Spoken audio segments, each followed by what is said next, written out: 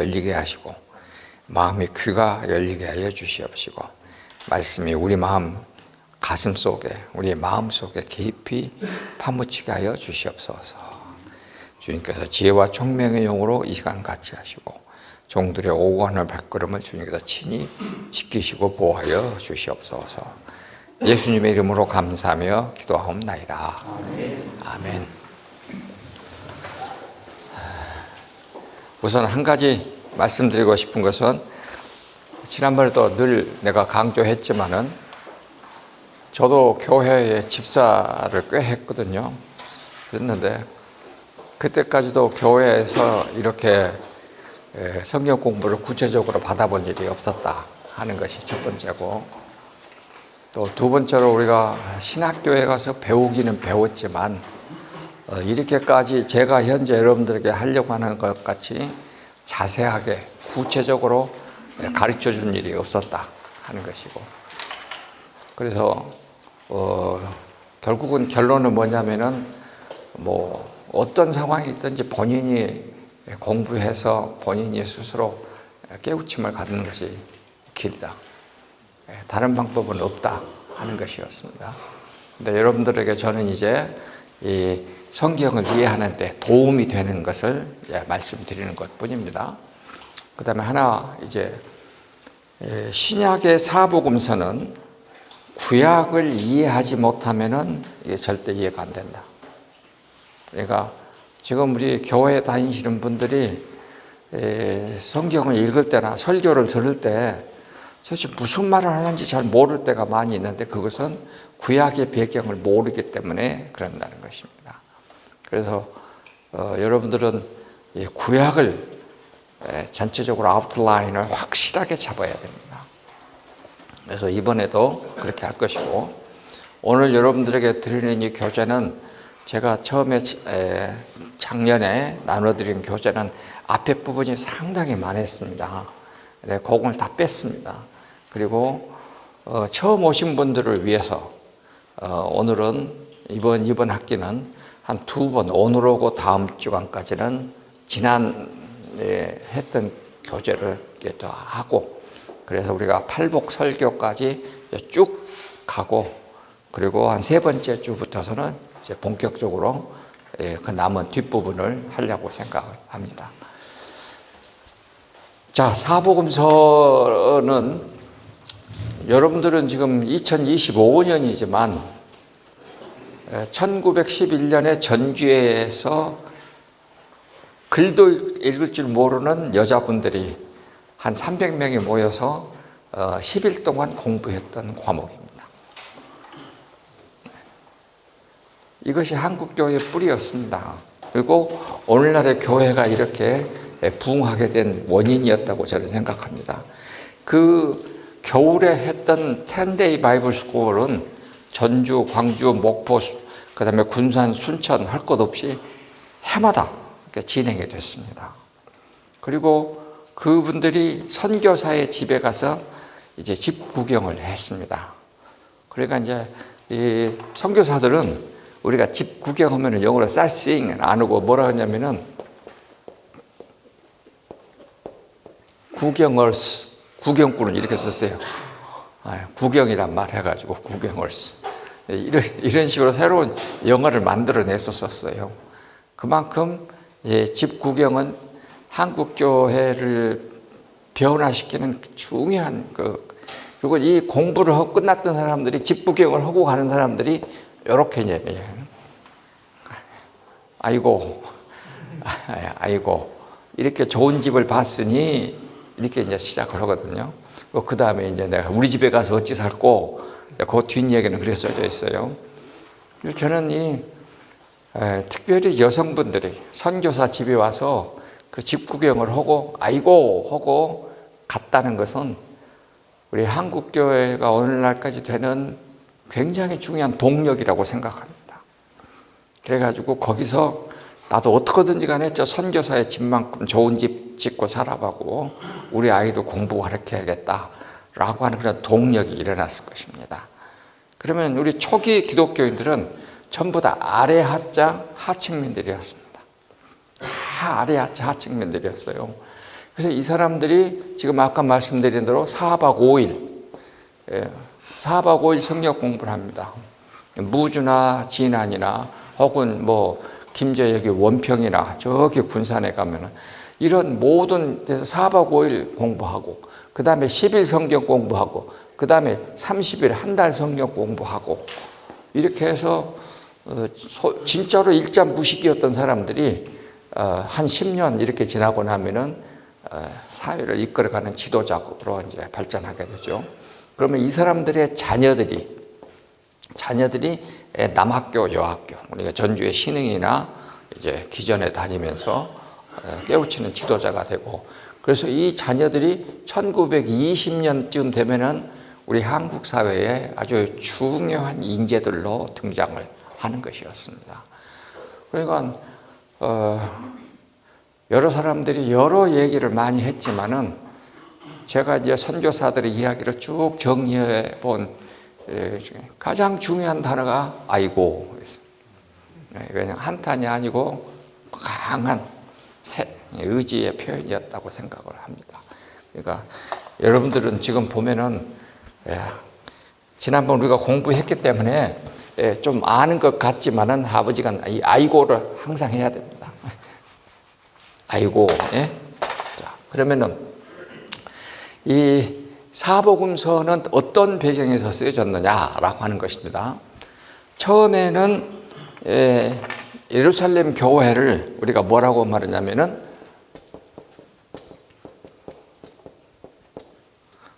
이렇게 말합니다. 종말 공동체. 그러니까 예수님이 지금 이제 하늘로 올라가셨기 때문에 조금 있으면 내려오실 줄 알았습니다. 이렇게 해서 시작을 했습니다. 그러니까 이 사도행전 2장에 나와 있는 또 3장에 나와 있는 자기 소유를 다 내놓고 날마다 모여서 기도하고 뭐 때문에 그렇게 했겠어요? 며칠 있으면 하늘나라 간다. 그러니 우리 이거 다 내놓고 간다라고 해서 시작을 했을 것입니다. 그런데 이 종말 공동체가 어려운 일을 두 가지를 당합니다. 하나는 뭐냐면은 박해. 그래서 교회가 흩어지게 됩니다. 그러니까 사도행전 7장, 9장에 보면은 이제 박해가 나옵니다. 그리고 사도행전 12장에 보면은 순교가 나옵니다. 사도 요한의 형 야고보가 순교합니다. 그리고 진짜 어려운 문제가 있었는데 뭐냐면은 재림 지연. 재림이 안 되는 것입니다. 재림이 안 되니까 자연히 이 재림 지연 때문에 사람들은 생각이 이제 많이 바꿔지죠. 그래서 여기서 이제 이 종말 공동체를 탈퇴하는 사람도 나오고, 또 어떤 사람도 나왔냐 그러면은 예수님이 확실히 오신다고 했다. 그러니까 우리는 생업을 포기해야 된다. 생업을 포기하고 예수님을 맞을 이 준비를 열심히 해야 된다 하는 소위 말해서 순수파들이 있었습니다. 그런데 다른 한쪽에서는 생업에 복귀하자. 생업에 복귀하고 이제 안식일만 모이자라고 하는 그런 파들이 또 나왔습니다. 이렇게 해서 초기 예루살렘 교회 때 붙어서 서로 의견이 일치하지 않았습니다. 그러니까 교회는 왜 이렇게 시끄럽냐? 그런 거예요. 살아있다는 얘기예요, 지금. 이게 일치했다는 것 자체가 이제 비정상이지. 이렇게 의견이 나뉠 수밖에 없었습니다. 그런데 여기에 이제 더 큰 문제는 우리는 그래도 한국 사회는 우리가 흔히 말하는 단일 민족이요. 같은 단어를 쓰고 같은 언어를 쓰고. 근데 이 예루살렘 공동체는 어떻습니까? 먼저 유대인이 있죠. 주로 유대인들이 이제 대다수로 이루었죠. 상당히 많은 사람들이 사도행전 2장에 보면은 그렇게 방언이 일어났을 때, 막 방언하고 그때에 그 방언을 듣고 자기 나라 말로 막 말하는 사람이 15개국이에요. 그러니까 이 예수님의 그 부활과 재림에 대한 그 사도행전 2장에 나오는 성령 대부흥 운동, 성령 운동 15개국의 언어를 쓰는 사람들이 있었다는 것을 암시해 줍니다. 그럴 뿐만 아니라 이 사람들 그래서 소위 우리가 말하는 다민족, 그 다음에 다신앙을 가지고 있는 사람들이었어요.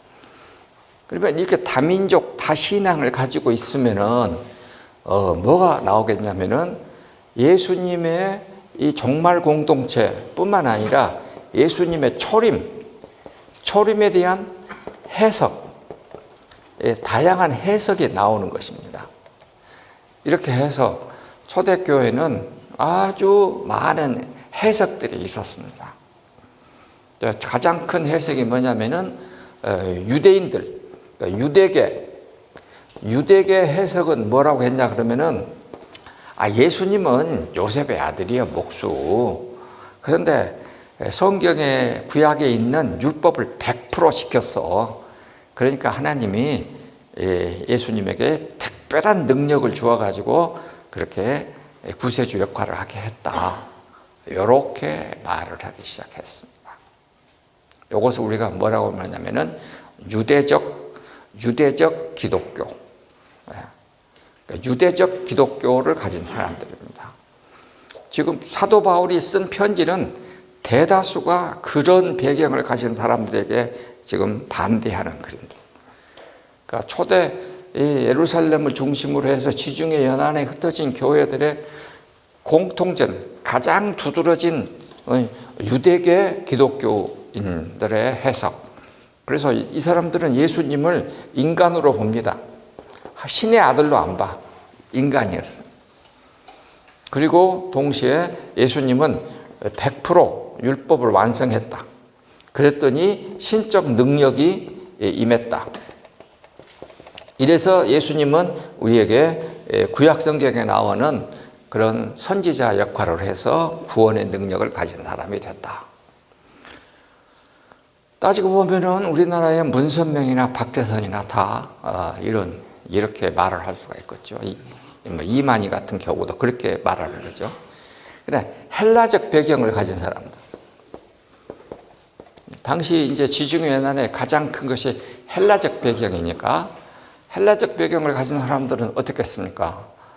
헬라는 히랍 신화에 보면은 신들의 세계가 먼저 있고 그 다음에 인간 세세가 나중에 창조가 됐고, 그러니까 히랍 신화적인 의미의 해석은 신들의 세계에서 타락한 신이 하나 나옵니다. 그래가지고 신들의 사회에서 가만히 둘 수가 없으니까 신들이 벌을 줘서 내려보냅니다, 땅으로. 그러니까 그 쫓겨난 신이 뭘 만드느냐, 현재 우리가 말하는 물질 세상을 만드는 것입니다. 그러니까 히랍적 배경을 가진 사람들은 창조주 하나님을 믿는 것이 아니라 신들의 세계에서 쫓겨난 신을 창조자로 봅니다. 데미우르지라고 그러는데, 이렇게 해서 그 신이, 쫓겨난 신이 자기가 거처할 수 있는 장소를 인간에다가 만든 것입니다. 그러니까 인간의 마음에다가 신이 거처하는 거예요. 인간 속에 들어와서. 그러면은 이 신이 다시 신들의 세계로 복귀하려면 자기는 뭐 해야 되느냐? 금식, 금욕, 절제, 이렇게 해서 자기를 단련하고 수련하면 인간적인 것들이 다 벗어지고 신들의 세계로 복귀한다 하고 그것을 구원이라고 말했습니다. 그러니까 초기 유대 땅에 있는 이 유대적 기독교와 헬라적 기독교가 아주 팽배하게 깔려져 있었습니다.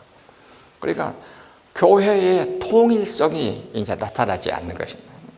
여기는 이렇게 말하고 여기는 이렇게 말하고, 그러니까 기독교가 좀 잡다한 해석들로 가득 차니까 이건 도저히 안 된다 해가지고 이것들을 해결하는 것입니다. 그런 다양성을 통일성으로 바꿔놓는 것입니다. 그게 뭐냐 그러면은 가장 기초적인 것들이 사도 바울의 13개 서신. 이것은 주로 소위 우리가 사도행전에 보면 흩어진 공동체. 여기 대표적인 것이 안디옥. 여기에서 이제 사도 바울의 13개 서신이 이제 텍스트가 되고, 그러나 그것만 가지고는 바울에 대해서 또 우리가 말하는 그냥 헐뜯는 소리가 엄청 많은 거예요. 그런데 바울은 그래서 나도 사도다 하고 아무리 바울은 말을 해도 유대계 사람들은 바울을 안 믿어준단 말이에요. 안 그러겠습니까?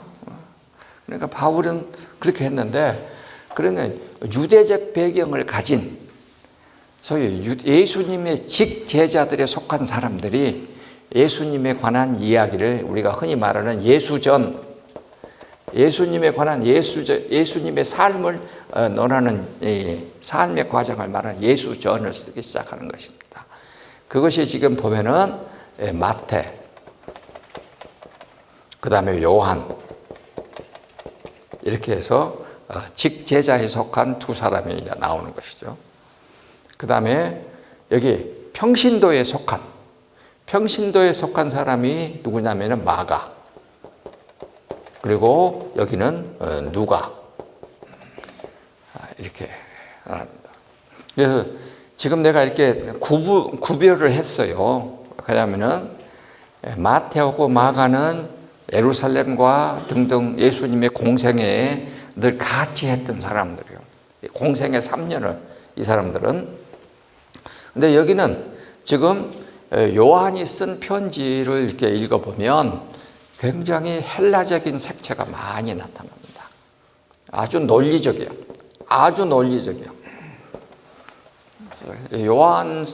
요한복음을 여러분들이 읽으시면 도대체 무슨 말을 하는지 참 좀 힘들 겁니다. 당연히 힘들어요. 그런데 요한이 쓴 글을 읽어보면은 나중에 이제 이 마태, 마가, 누가를 확실하게 알고 나면 요한이 얼마나 고마운지 알게 될 것입니다.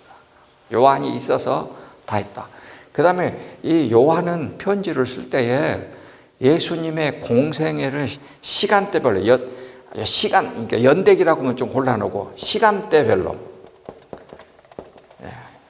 어날로지네, 시간대에 따라서 정확하게 표현했습니다. 그래서 공생애 3년이라고 하는 것도 요한복음을 통해서 알 수가 있습니다. 그러니까 요한복음 2장에 예수님이 6월절에 가나의 포도주 물에 바꾸는 거 하고 예루살렘에 6월절에 가시잖아요.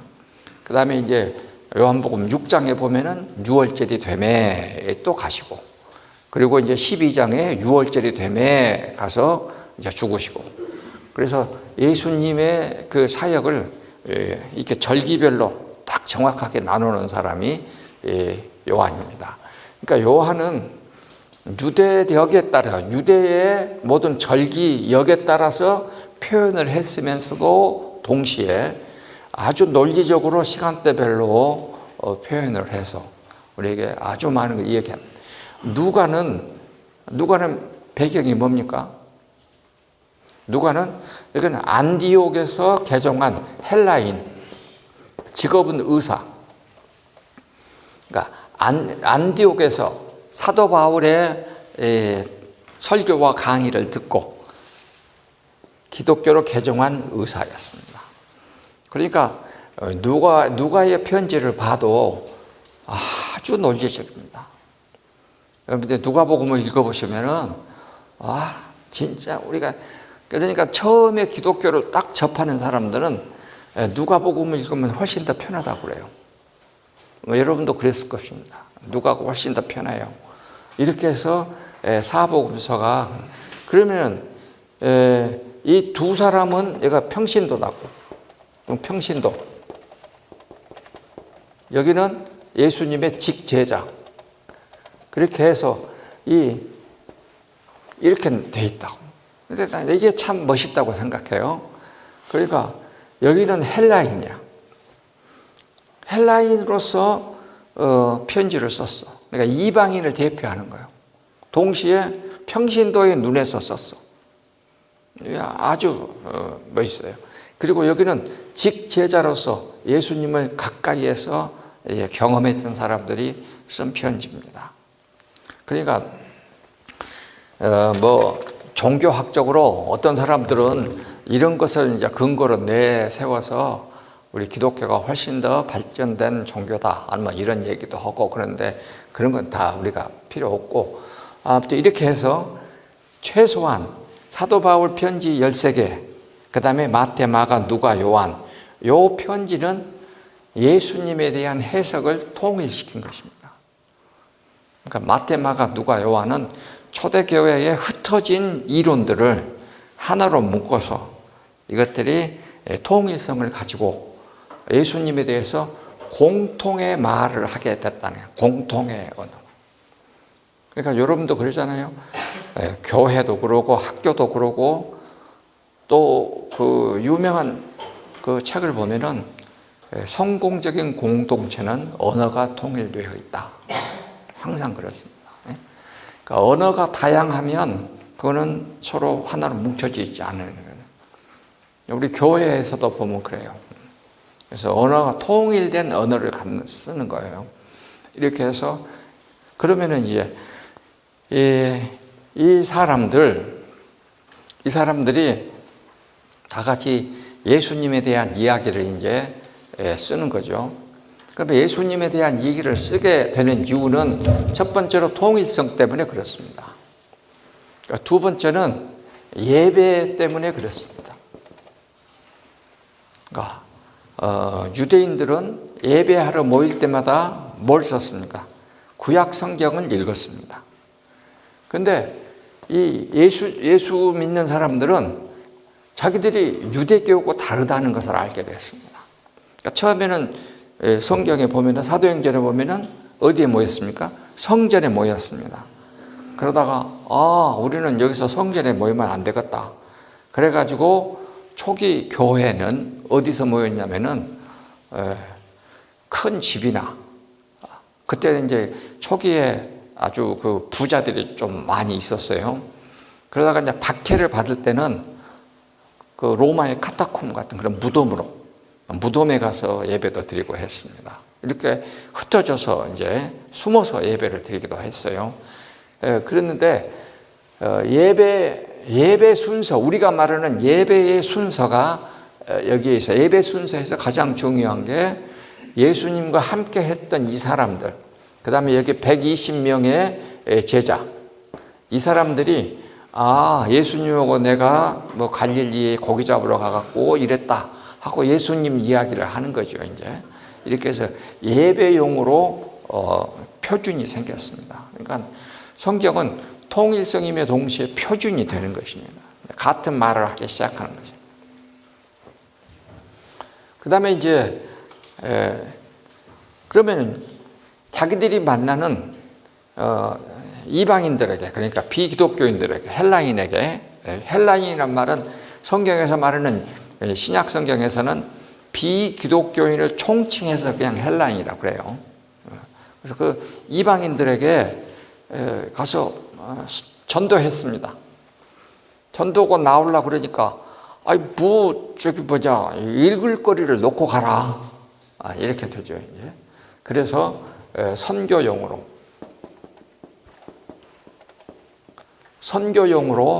성경을 쓸 필요가 있게 됐습니다.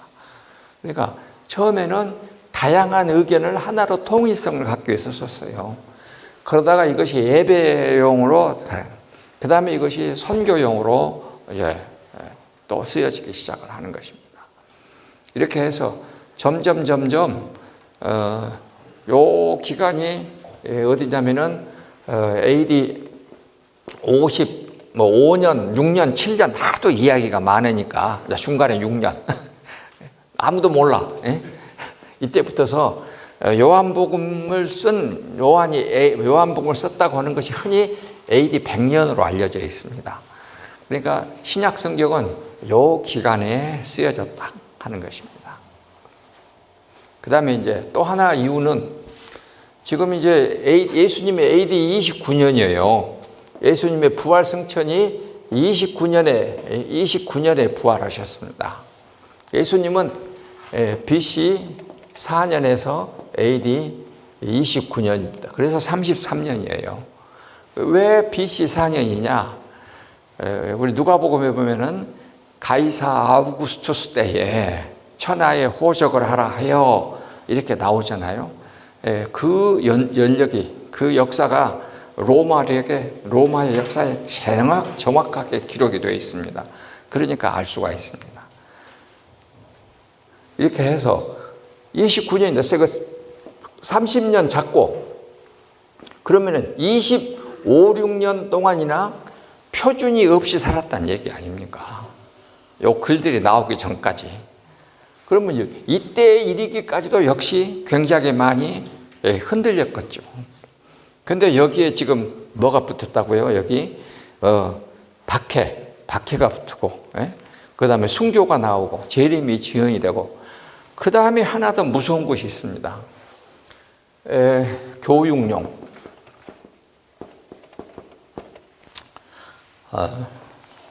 지금 초기 예수 믿었던 사람들, 예수쟁이가 된 사람들은 전부 다 자기가 지금까지 50 혹은 30, 40 될 때까지 배운 선 지식을 가지고 있는 거예요.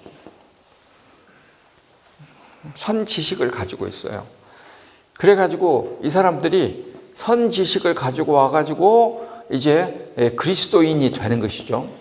그러면 선 지식이 되기는 됐는데 요 예수님을 이해를 하려고 할 때에 성경에서 말하는 대로 이해를 못한다 이것입니다. 그러니까 바울이 그 아테네에 가잖아요. 데살로니가에서 아테네로 갑니다. 그런데 보니까 거기에 너희들은 알지 못하는 신에게도 뭐 이렇게 하더라, 뭐 이런 말들이 다 있잖아요. 그러니까 바울이 너희들이 알지 못하는 신이 누구인가 내가 말해주마 하고서 이제 예수님에 대해서 말하기 시작을 합니다. 그러니까 이 선 지식을 부정하고 우리 기독교적인 지식으로 갖도록 교육을 하기 시작하는 것입니다.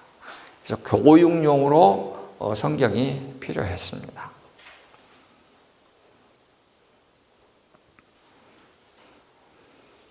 그러면 이렇게 성경이 이렇게 이제 왔습니다. 근데 당시는 성경이 이렇게 안 돼 있어요. 이런 성경이 없었습니다. 현재 우리가 쓰고 있는 이 성경, 이런 식으로 바인딩 되어 있는 것을 뭐라고 하냐면 코덱스라고 합니다. 코덱스. 이렇게 되면 코덱스 성경이라고 그랬어요. 옛날 성경은 전부 다 이렇게 나무 있어가지고 두루마리가 있어 이렇게 하는 것이죠.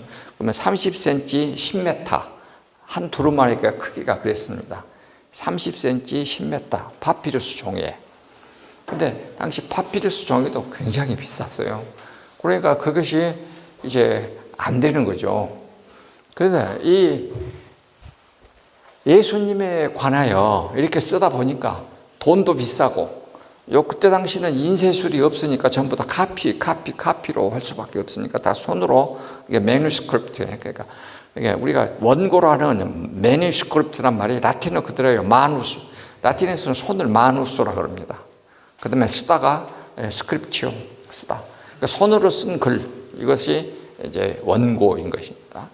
그런데 이제 이런 식으로 있었던 이 사람들에게 교육을 통해서 성경 얘기를 아무리 했는데 못 알아들어. 그러니까 어떻게 하겠습니까?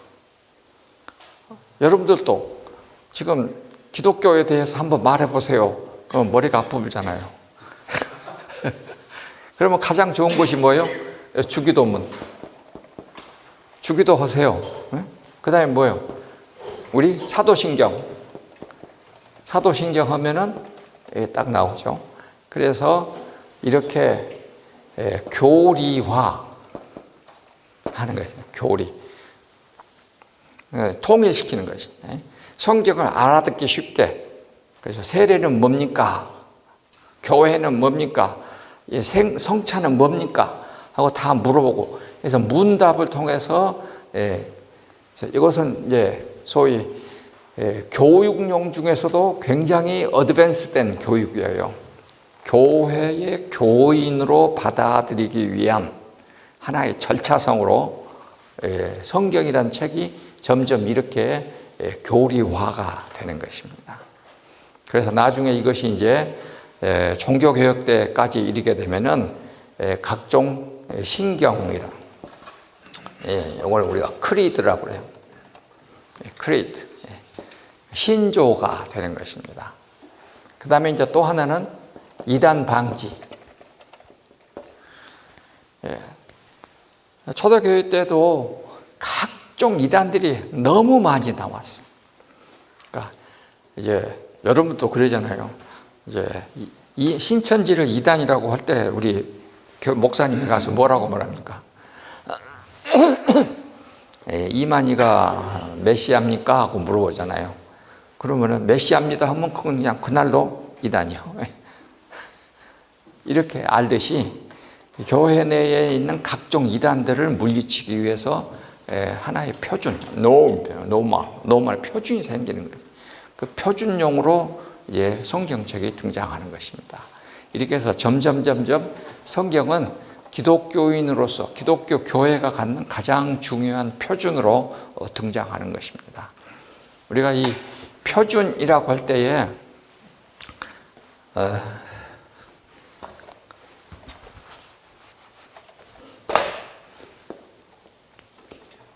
캐논이라고 말합니다. 캐논. 그러니까 우리 음악가 중에 파헬벨의 캐논이라고 있어요. 근데 이 말이 헬라 말로 뭐냐면은 헬라 말이 요것을 헬라 말에 그대로 이제 옮겨놓은 것입니다. 카논인데 이 말은 뭐냐면은 자척자, 스케일, 표준이라고 하는 것입니다. 그러니까 여기다가 딱 대박갖고 어긋나면은 그것은 제거하는 거죠. 그래서 현재 우리가 쓰고 있는 성경책, 그리고 이 성경책에 들어있는 글, 요것만이 카논. 그래서 우리가 카논을 우리가 뭐야, 정경이라고. 요거는 이제 바를 정자를 써서 정경이라고. 이것만이 정경이다. 그리고 나머지는 그때 글들이 많이 있었으니까, 수없이 많이 돌아다녔으니까 이렇게 해서 없애고요. 그래서 현재 우리가 쓰고 있는 AD 90년에 얌니아라고 하는 곳에서 구약을 39권을 구약으로 정했습니다. 그러니까 구약은 AD 90년에 정경이 됐어요. 그리고 신약은 397년, 신약은 카르타고에서 현재 우리가 가지고 있는 3927권을 성경으로, 정경으로 받아들인 것입니다. 여러분들이 지금 이 강의는요, 대학원 석사과정 1학년이나 가야 하는 겁니다.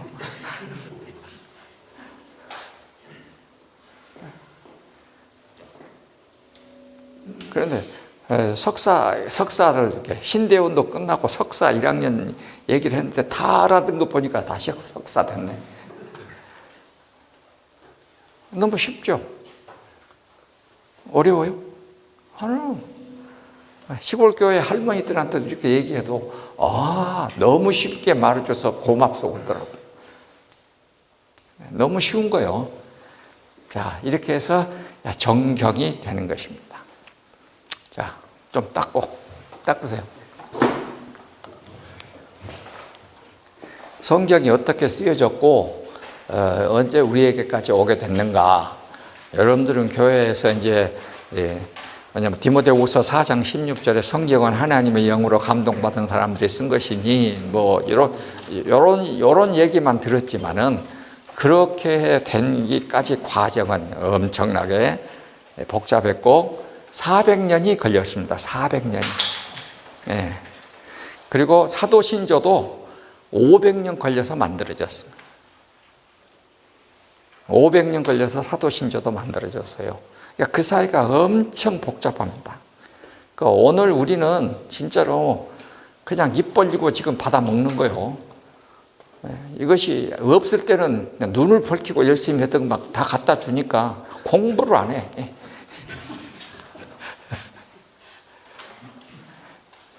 자, 그러면 마태, 마가, 누가, 요한은 뭐라 해도 주 대상은 초기 기독교인들의 그룹들이 가지고 있는 내셔널리티, 민족성은, 국민성은 뭐였냐면 전부 다 유대계 사람. 그러니까 유대적 헬라인, 유대계 아랍인, 이렇게 다 됐거든요. 그러니까 초기 예수님에게 가장 가까이 했던 사람들은 지금 현재 국가로 한다면은 예루살렘에 있는 초기 그 신앙인들 플러스 지금 우리 아르메니아에서 많이 왔습니다. 그 다음에 지금 우리 요새 전쟁하고 있는, 러시아하고 전쟁하고 있는 항구 도시 오데사 사람들도 많이 왔습니다.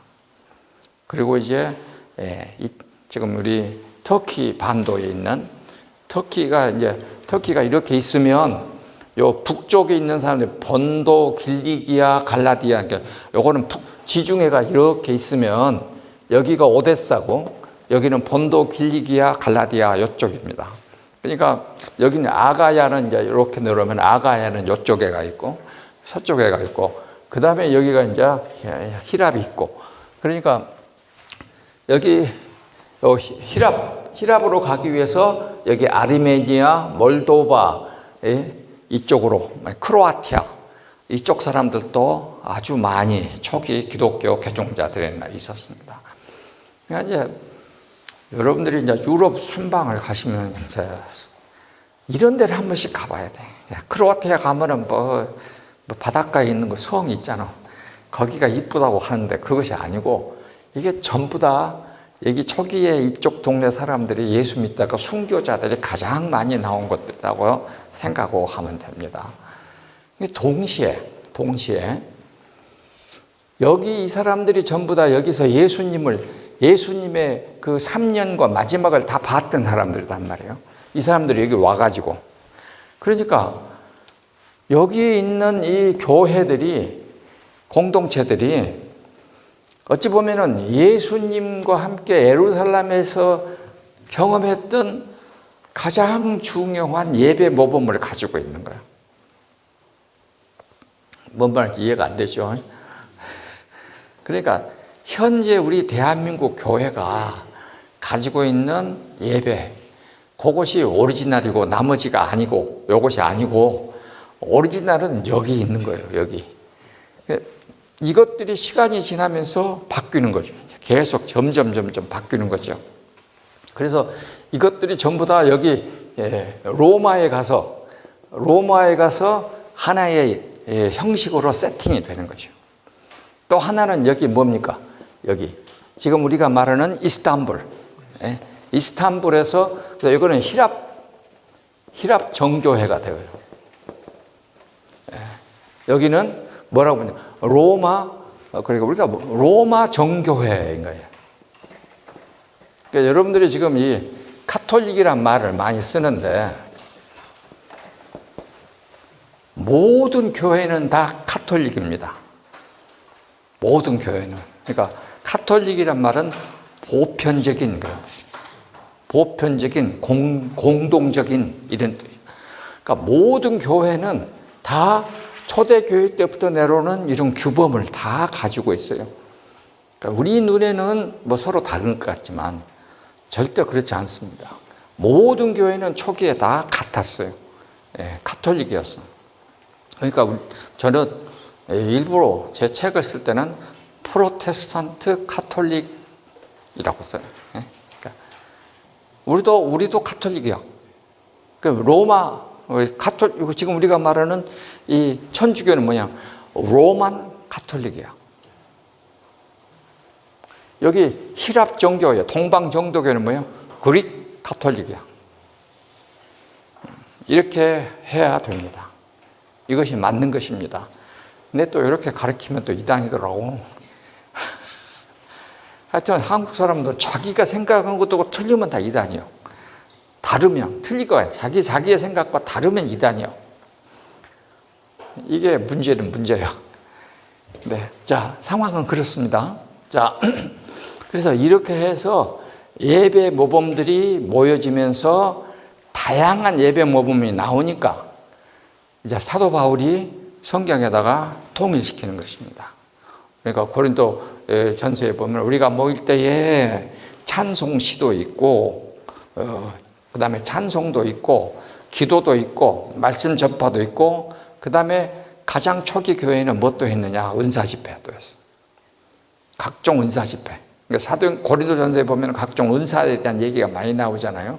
은사 집회도 있고, 그 다음에 귀신 쫓아내는 축기도 했어요. 이것이 초대 교회 때부터 내려왔던 전통입니다. 그런데 이제 근래에 들어서는 그걸 빼버리잖아요. 여러 가지 이유가 있어요.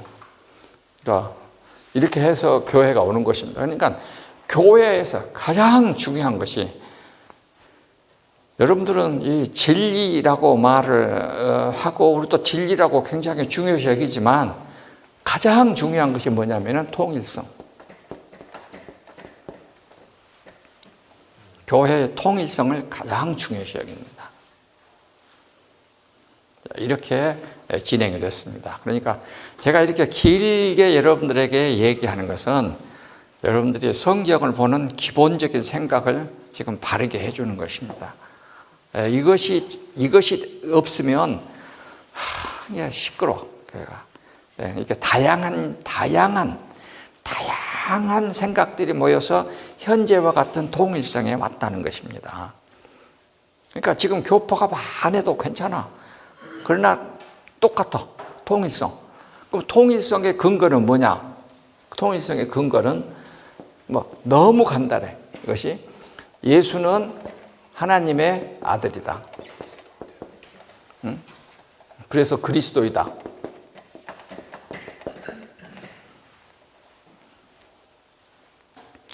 예수는 하나님의 아들이고 십자가에 죽고 부활했기 때문에 그리스도이다. 이건 공통적인 생각을 하는 거예요. 그 다음에 이것을 믿음으로 구원이다. 우리가 믿음으로 구원받는다.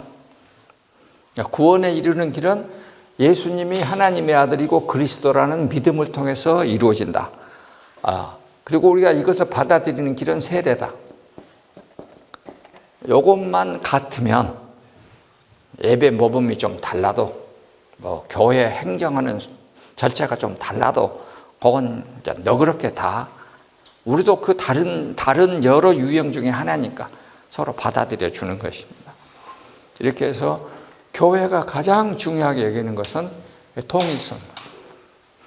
근데 통일성이라고 하는 것은 이 핵심, 이것만 딱 하는 것입니다. 그 핵심이 초대교회 때부터 쭉 내려와가지고 왔는데, 사도신조가 가장 기본적인 신앙은 우리가 뭐면 전능하사 천지를 만드신 하나님과 그의 아들 우리 주 예수, 이렇게 해서 쭉 내려오는 그 구조, 그거 딱 믿는 것입니다. 자, 여기까지만 하고 마태, 마가, 누가로 가겠습니다. 더 깊게 들어가면 또 2단 나오니까 딱. 좌우지간 2단은 누구냐? 내가 모르는 소리를 하면은 2단이야. 근데 나는 뭐냐? 교회 다닌 지 1년밖에 안 됐어.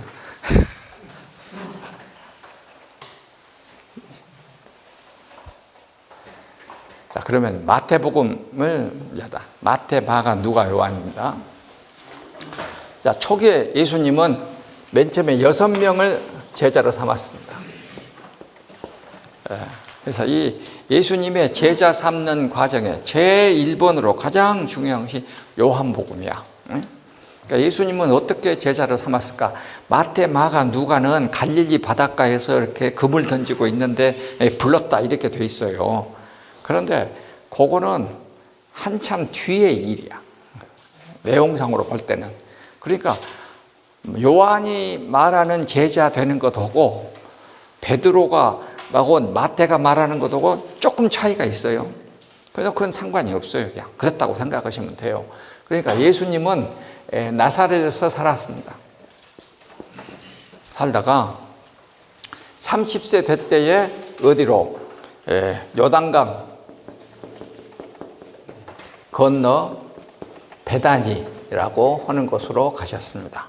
그러니까 여기 요단강이에요. 지금 여기가 이렇게 요단강인데 여기에서 세례 요한이 예수님의 사람들에게 세례를 베풉니다. 그러니까 마태도 나오고 마가에도 나오고 누가에도 나옵니다. 그때에 예수님이 여기 가셨어. 여기 가셔가지고 세례 요한에게 예수님도 세례 받으셔요. 예수님이 세례 받았어요. 그러고 나니까 여기 있던 사람들이 누구냐? 세례 요한의 제자들. 세례 요한의 제자들이 누구였을까요? 제일 먼저 베드로. 그 다음에 베드로의 동생 안드레. 그 다음에 세베대의 두 아들 야고보와 누구? 요한.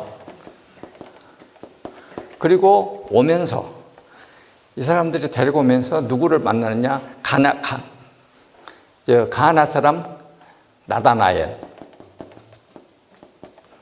이렇게 제자를 만듭니다. 이게 최초의 제자야. 그래가지고 이 제자들도 특별히 안드레가 예수님이 살으시는 곳에 거처하는 곳에 가서 보고 그 뒷날 자기 형한테 나 메시아를 만났다 그렇게 말하잖아요. 이렇게 해서 베드로도 예수님과 같이 지나고 나중에 야고보와 요한도 하고 이렇게 해서 이 사람들이 전부 다 세례 요한의 제자에서 예수님의 제자로 바뀌는 것입니다.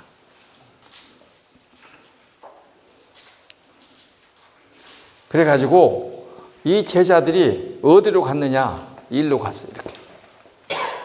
일로 가서 나사렛에서 살으셔. 같이 지내. 그러니까 제가 보기에 예수님의 어머니는 이 장정들 먹이고 재우느라고 식사 굉장히 힘들었을 것 같아. 굉장히 힘들었을 것 같아요. 그러다가 여기서 예수님이 초기, 이걸 우리가 제1차 갈릴리 전도 여행이라고 그래요. 그러니까 이 나사렛에서 거주하는 동안에 예수님은 가서 이제 초기 전도로 하세요. 그러니까 세례받고 이리 돌아오셔갖고 나사렛에 계시면서 돌아다니면서 전도해요. 성경에 보면 다 나와요.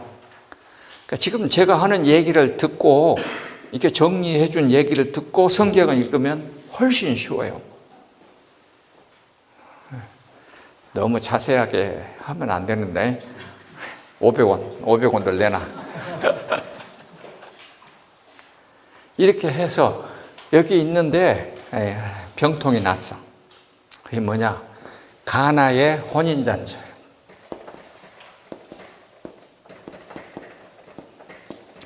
가나의 혼인잔치가 있었어. 이것이 요한복음 2장에 나와요. 자, 그러면은 가나의 혼인잔치는 뭐냐면은 물이 변하여 포도주가 됐습니다. 지금까지 예수님은 이렇게 돌아다니면서 이렇게 병도 낫게 하고 귀신도 쫓아내고 그랬어요. 그런데 이것은 진짜 큰 사건이에요. 이거는 진짜 큰 사건이야.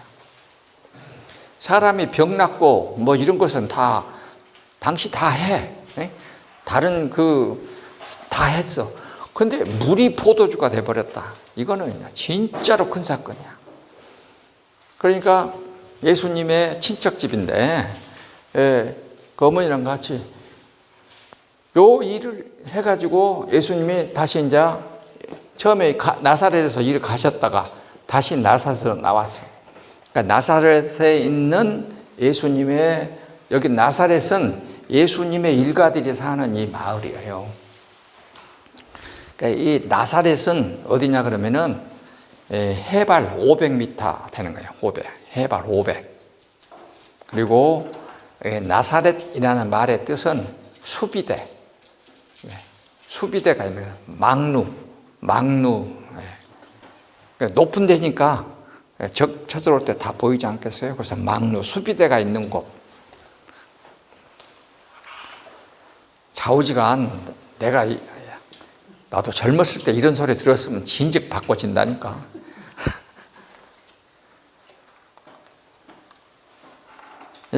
거기에서 그 동네에 들어가니까 동네 어른들이 지금까지 목수의 아들 요셉의 아들 예수잖아요.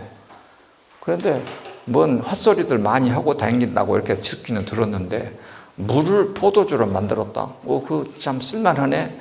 그래갖고 너 오라 해갖고 이제 회당에서 한번 설교해봐라 했더니 예수님이 이사야 61장을 놓고 그냥 눈먼 자에게 눈뜨게 하고 병든 자에게 병 낫게 하고 막 이렇게 하면서 길을 평탄케 하고 완전히 천지를 뒤집어 엎는 우리말로 말하면은 사회 변혁의 설교를 했어.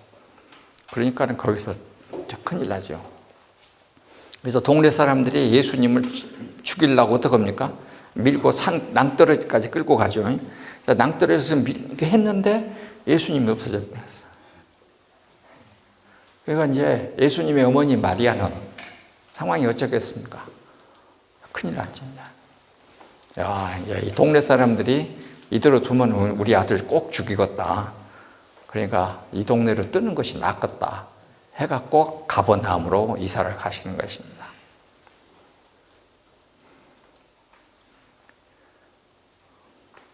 가버나움으로 이사를 가셔가지고 여기 이제 원래 고기 잡던 사람들이니까 지금 이 사람 여기는 벳세다 사람이에요.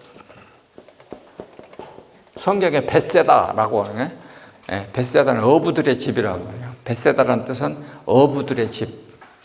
여기는 가나의 혼인잔치였던 가나의 그래서 이 사람들이 가서 전부 다 고기 잡는 일을 시작하시고 예수님도 여기 가버나움에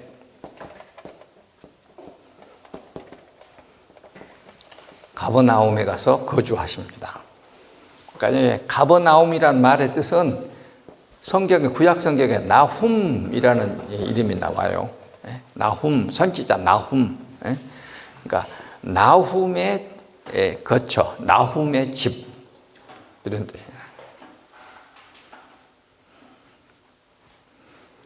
여기에서 이제 예수님이 살으십니다. 그러면서 여기가 이제 두 번째 제2차 갈릴리 전도를 하는 거예요. 여기서 두 번째 제2차 갈릴리 전도를 하시는 것입니다.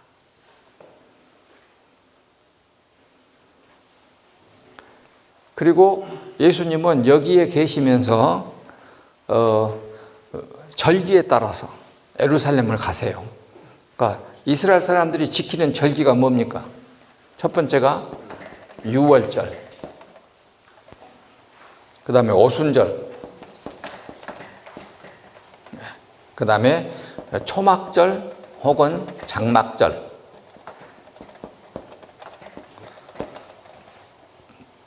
그 다음에 이제 성경에는 자세히 안 나와 있지만 부림절, 그 다음에 수전절, 이렇게 해서 성경에 이스라엘 사람들의 여기까지는 1, 2, 3 1, 2, 3은 구약 성경에 나오는 절기. 그 다음에 여기는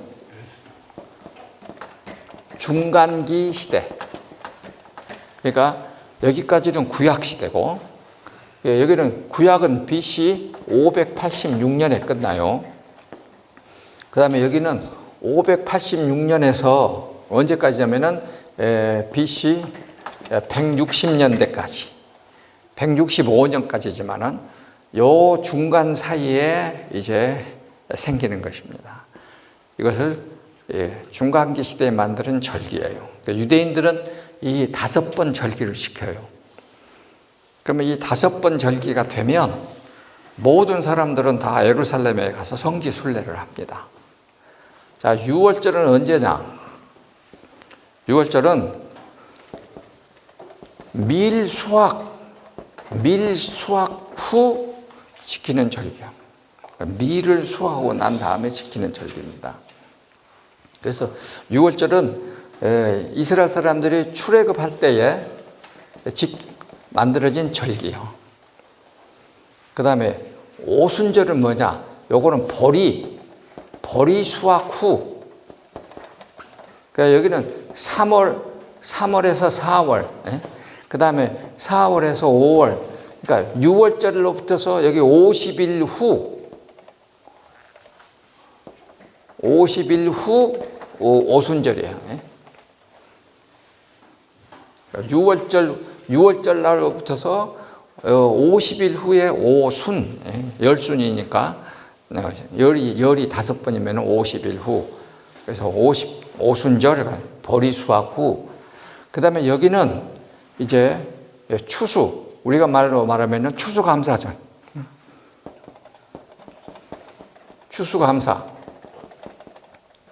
그래서 여기 쌀, 보리 하면서 과일부터서 먹거리, 여타의 먹거리들을 전부 다 수확해서 이제 내년 우리말로 겨울 김장하는 거예요.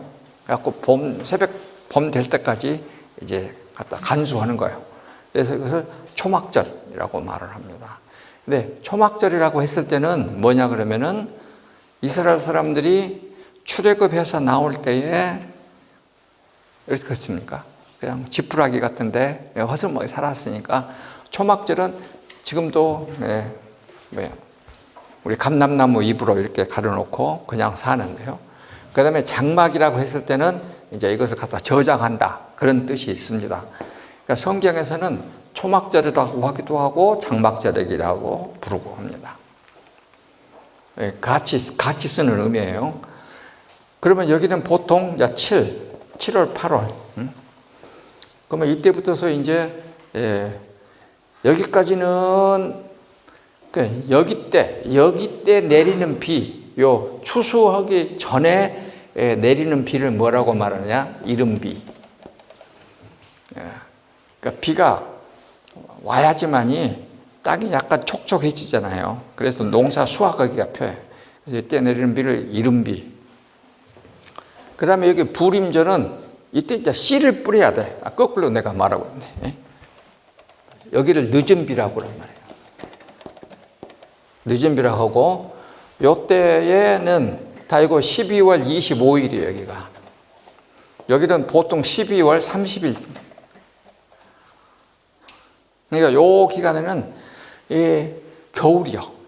그래서 불임절은 뭐냐면 성경에 불임절과 연결되어 있는 것이 에스라, 느헤미야, 에스더. 요 시간입니다.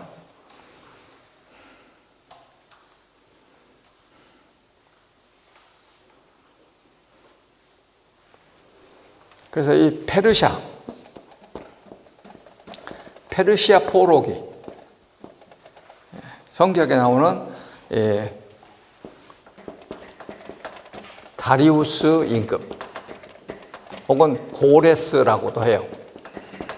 페르시아의 창설자가 다리우스 1세 혹은 고레스라고 해요. 그러니까 이때에 생긴 것입니다.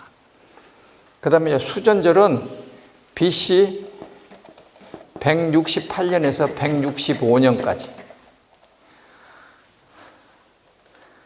여러분들이 아마 그 마카베우스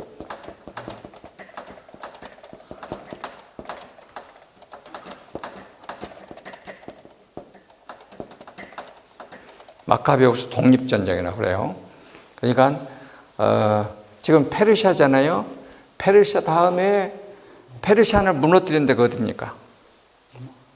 알렉산더 대왕이야.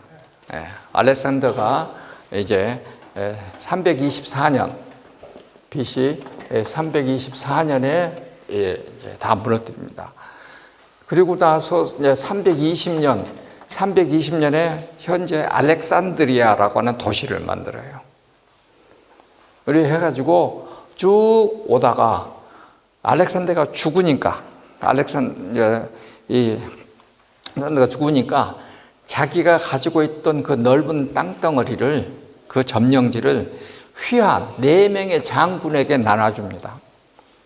그래가지고 여기 이집트는 프톨레미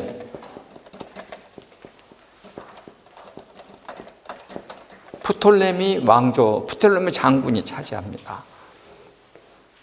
그래서 이 프톨레미 왕조의 19번째인가가 내가 생각했는데 그 클레오파트라가 프톨레미 왕조의 이제 그 다음에 우리가 쓰고 있는 현재 시리아 팔레스타인 이쪽은 셀루쿠스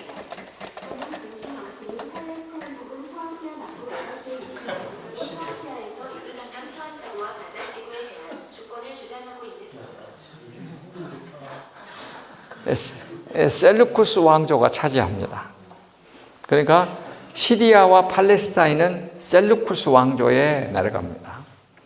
그래서 이 셀루쿠스의 아버지가 뭐냐 그러면 이름이 안티오쿠스야. 셀루쿠스의 아버지 이름이 안티오쿠스예요. 그러니까 셀루쿠스는 그 많은 땅덩어리를 차지하고 안디옥이라는 도시를 건설하고 자기 아버지 이름으로 해요. 그래서 시리아의 안디옥, 비시디아의 안디옥 이렇게 나오는 것입니다. 그런데 이 셀루쿠스의 안티오쿠스 임금 3세, 그 다음 4세가 기독교를 엄청 박해했어요. 그래가지고 여러분들이 여기가 이제 뭐냐면 다니엘서예요. 다니엘서 이제 13장 뒤에 보면 멸망에 가증한 것이 서지 못한 곳에 서는 것을 보거든 그 말이에요. 그러니까 이 사람들은 히랍 신상을 지성소에다가 집어넣은 거예요. 지성소에다가. 그런데 유다스 마카베우스가 전쟁을 일으켜가지고 그걸 다 되찾아오는 것입니다. 그래가지고 성전을 수리했어. 성전 수전전. 성전을 원래 모습으로 되돌려 놨다 해가지고 성전 수전. 요한복음 10장 22절에 있어요. 예수님이 수전절에 예루살렘에 가시니라 때는 겨울이더라 이렇게 나오죠. 그래서 이 수전절을 뭐라고 말하냐? 하눈카. 그래서 우리는 메리 크리스마스라고 하는데 유대인들은 메리 하눈카. 그래.